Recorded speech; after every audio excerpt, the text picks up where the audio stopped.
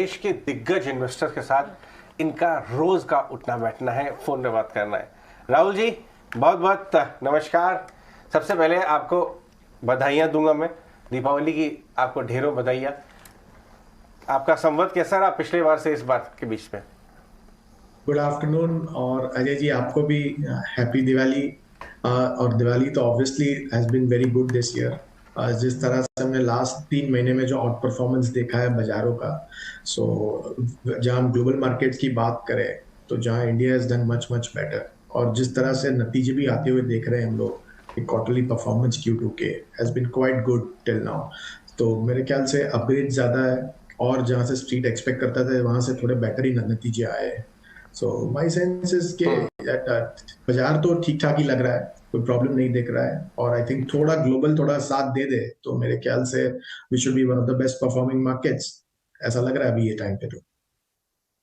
हाँ, बाजार के इंटरनल, हमारे इंडियन इकोनॉमी के इंटरनल, बाजार के इंटरनल काफी मजबूत है। और सबसे अच्छी बात पता है राहुल, मेरे को क्या लगती है, अभी भी 10 में से 9 लोग बाजार में मंदी की उम्मीद कर रहे हैं, बड़ी मंदी आ जाए किसी तरीके से, उसके बाद पैसे लगाएंगे। जब तक 10 में से 9 लोग तेजी नहीं करने लगे, कॉशियस होने की जरूरत नहीं है। 90% लोग अभी कॉशियस बैठे हैं, नहीं साहब यूएस खराब हो जाएगा, ये हो जाएगा, वो हो जाएगा। और इस चक्कर में शॉर्ट्स काफी एग्जिस्ट कर रहे हैं, मुझे लगता है क्लीन अप नहीं हुए। हाँ। और कैश भी बहुत सारा साइड पे बैठा है।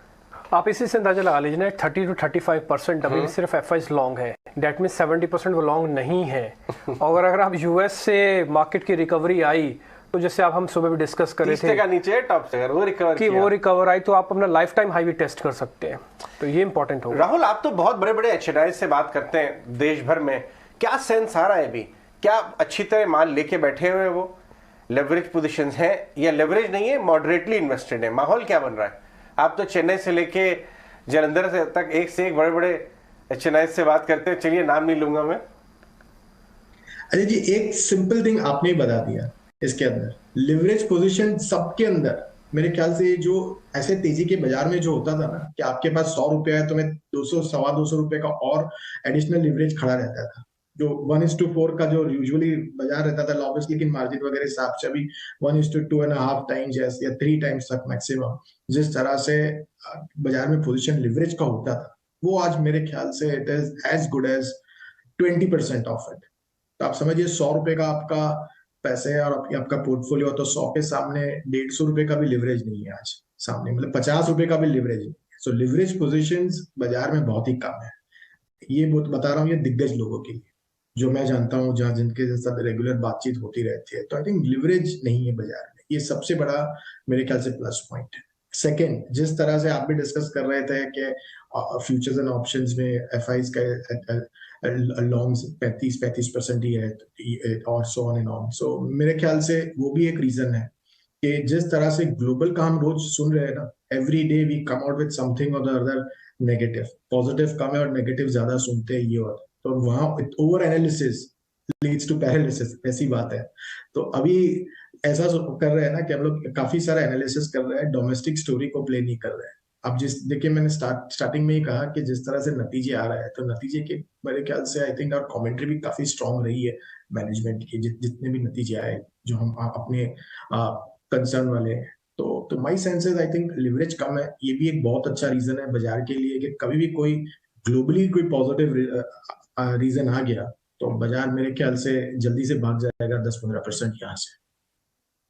बिल्कुल। गुड आफ्टरनून राहुल, नतीजों की आपने बात छेड़ी तो फिर थोड़ा और डीप डाइव करते हैं और सेक्टर स्पेसिफिक बाजार पर आपकी पकड़ और क्या आउटलुक है समझते हैं, और कंजम्पशन थीम पर आपका क्या टेक है हम जानना चाहेंगे।